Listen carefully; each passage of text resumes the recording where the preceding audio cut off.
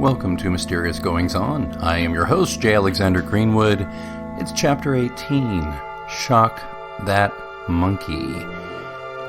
I had the great fortune of going to the Peter Gabriel Sting Rock, Paper, Scissors tour in Chicago recently. It was an incredible experience. I've liked Sting since the Police days and seen him many, many times. And I've loved Peter Gabriel's music since I was in high school. But I'd never seen him perform live before, and I'd lost a little bit of track of him the past few years, but I had most of his original solo albums and just absolutely adored what he did. So going to the concert was a major treat. Something fun did happen, by the way. Had pretty lousy seats, went with some friends, but the... It's 5 minutes till showtime, and we're up in the nosebleeds, and everybody's making fun of the seats. And I got the seats because I bought the tickets, and then everybody paid me back and all that. But, you know, nobody on our budget, nobody could afford to get right down in front or anything like that. Well, 5 minutes before showtime, people from the United Center, the venue there in Chicago, came up to us and said, "Are you all together?" And I said, "Yeah." And they said, "Would you come with me, please?" And I'm like, what, did we do something wrong? You know, I'm kind of half joking, and had a couple of drinks, and I was just having a little fun with him. And I said, look, if I got out of line, you know, ha ha ha. And actually, no. Turns out they had some empty seats in section 100, which was on the left side of the stage, and we were about, I guess, 3 rows up. So literally, if there weren't noise, you know, I could have yelled, "Hey Sting," and he would have heard me, or "Hey Peter," and he would have heard me when he was coming on and off the stage. They were fantastic seats. We could see everything going on stage, admittedly from the side, but it was still very cool. And then we could look up, and there's a huge Jumbotron type screen just over our shoulder, so it was very easy to kind of toggle between the two. So it was a phenomenal concert. Sting and Peter Gabriel are just such... They were naturals, which I didn't think that would necessarily be the case, but they were absolutely naturals playing. And if you didn't catch the tour, which was brief, I'm so sorry for you if you're a fan of either one. But I do hope it is, and I mean sincerely, I will pay top dollar to get a DVD of the concert, and definitely at the audio, because the music was incredible. And hear, you know, Peter Gabriel do, you know, like a Barry White version of "If You Love Somebody, Set Them Free." And then to hear Sting do "Shock the Monkey," and they played together and they sang back up for each other. It wasn't like they played, one person played and the other one's, you know, then went off stage and disappeared and the other one played. It wasn't like that. It was kind of like a meshing of two bands, and just really incredible. But speaking of "Shock the Monkey," I was taken by when I heard Sting singing "Shock the Monkey," and he did a fine rendition of it. But I revisited "Shock the Monkey" and a lot of the other Peter Gabriel music that I heard at the concert in the subsequent passing weeks since then. And "Shock the Monkey" has really stood out to me, particularly as I'm writing a new book, a new John Pilot mystery novel, and you know, the concept, if you're unfamiliar with the Peter Gabriel song "Shock the Monkey," which came out in the early to mid 80s, it's not about animal rights. A lot of people think that, or it's not about monkeys. It is a love song that examines how jealousy can release your basic instincts. You know, the monkey's not literally a monkey. It's a metaphor for feelings of jealousy. And I have to say that that's a theme that's going on in my writing right now with my main character. There's some situations there I won't go into right now. Still work in progress on that. But, you know, and sorry to get a little political here, but I'm going to. If you don't want to hear my politics, you're free, of course, to turn off the podcast and delete it. I posted something about this on the John Pilot Mysteries Facebook page, which is facebook.com/John Pilot Mysteries, easy to find. And I said, today's political campaign reminds me of Shock the Monkey, which is about feeling jealous, threatened, and helpless. That's my interpretation. And thus igniting the primal aggressive survival impulse nestled in the amygdala. In essence, one presidential campaign has succeeded in shocking the monkey of people by feeding them a steady diet of fear of that which is the other. As I said there, this is incredibly dangerous, and overcoming primal impulses is the key to the survival of the human race. But that is easier said than done. Thousands of years of evolution have instilled in us, a certain reaction to the fear response. So if you're not trying to use your intellect if you don't use your intellect to reason with yourself, you may find that your monkey gets shocked, your primal urge and your fear response comes out. I'm seeing that a lot in this election cycle from one candidate who's very much pumping fear at people.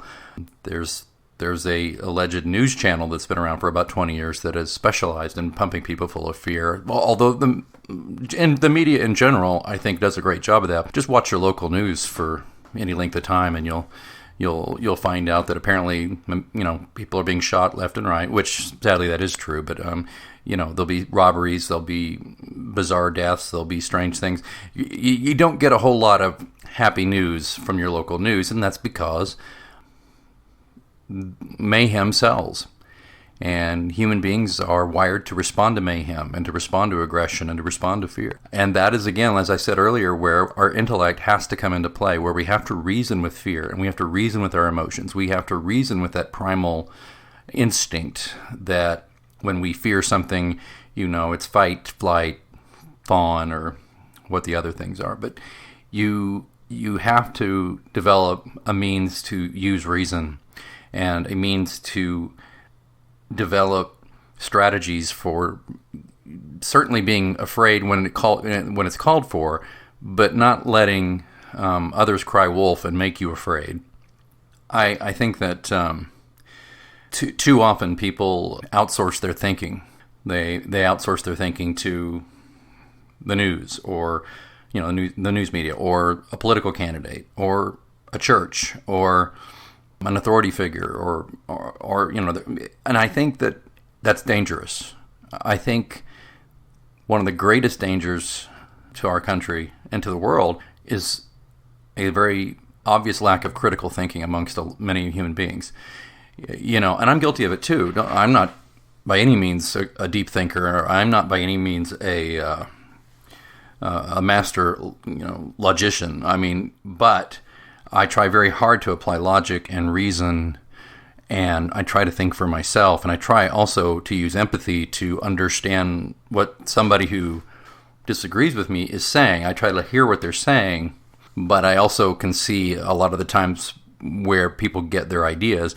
In the fiction, so how we bring this back to this chapter, in the fiction, I think it's a very effective tool to have events that cause your main characters, or whether they be your hero or your antagonist or your protagonist, whomever, you have things that shock that monkey, and you show that.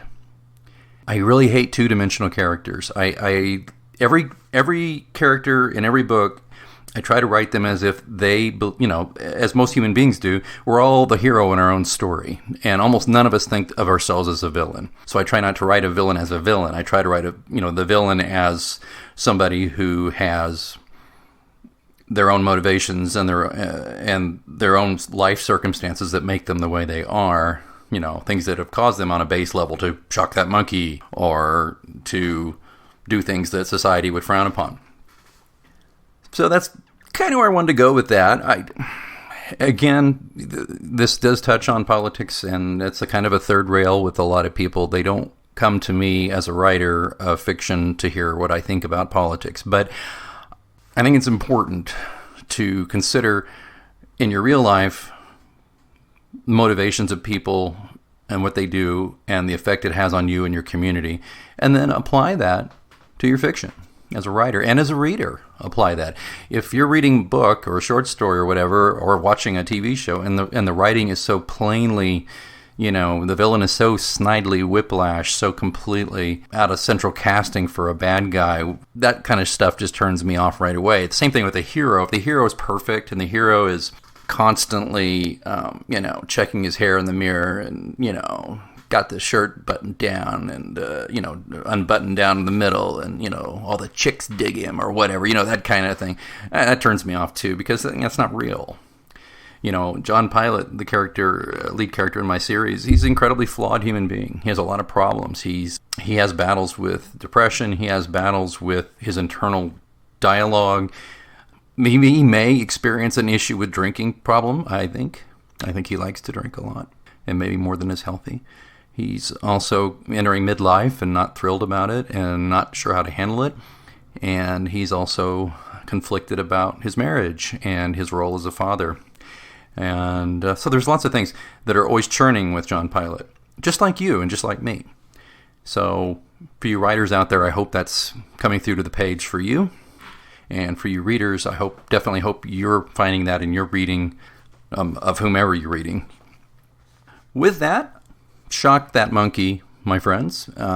Shock it to life, as Peter Gabriel would say, in your writing. But in your real life, if something shocks your monkey, it sounds so funny. I'm thinking of Dieter from Sprockets on Saturday Night Live. Touch my monkey, but no, I'm talking about shock the monkey. If there's somebody who's yanking your chain, and there's another way of putting it, trying to make you afraid all the time, find out why. What's their motivation for that? I mean, is there a legitimate reason to be afraid about everything they're saying, or are they yanking your chain so that you'll fall in line behind them and follow them because they allegedly have all the answers? And that's either party. Don't let people do that. Don't outsource your thinking. All right, somebody please help me off my soapbox. Is there a monkey in the room that could help me? I don't see a monkey either. Rats. Well, Chapter 18 is done, and I appreciate you listening. We're going to try to get back on a more regular schedule with the podcast, and we so appreciate you going to pilotscross.com. That's Pilates cross, CROSS, pilotscross.com. That's the mothership for the podcast. It's also where you can find information about my books and how to buy them, get autographed copies, stuff like that. And of course, all 5 of my books are available on Amazon and everywhere ebooks are sold. And I would just love, love, love it if you are a new listener and you check out my books and write a good review or write a review. You don't have to write a good review, although I prefer a good review. All right.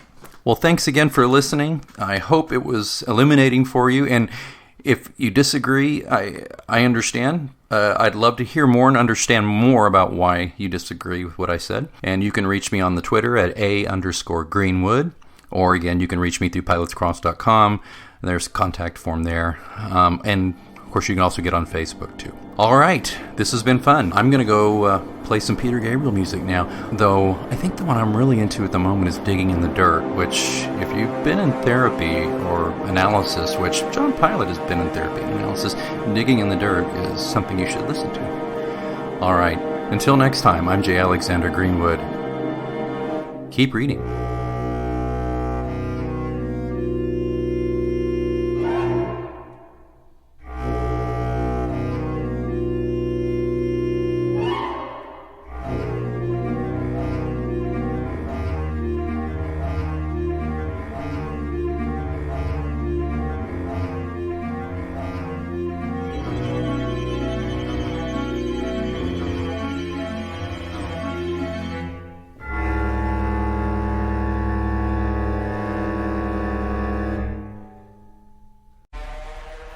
Saturday, November 23rd. They gave me 28 shock treatments and literally raped my soul. A must-see documentary special. We have a society where psychiatrists can put 400 volts through the brain of a child. Electroshock is being passed off as therapy. Therapy or torture. Saturday, November 23rd. Only on Scientology Network. DirecTV Channel 320 or online at Scientology.tv. Saturday, November 23rd. They gave me 28 shock treatments and literally raped my soul. A must-see documentary special. We have a society where psychiatrists can put 400 volts through the brain of a child. Electroshock is being passed off as therapy. therapy, or torture. Saturday, November 23rd, only on Scientology Network, DirecTV Channel 320, or online at Scientology.tv.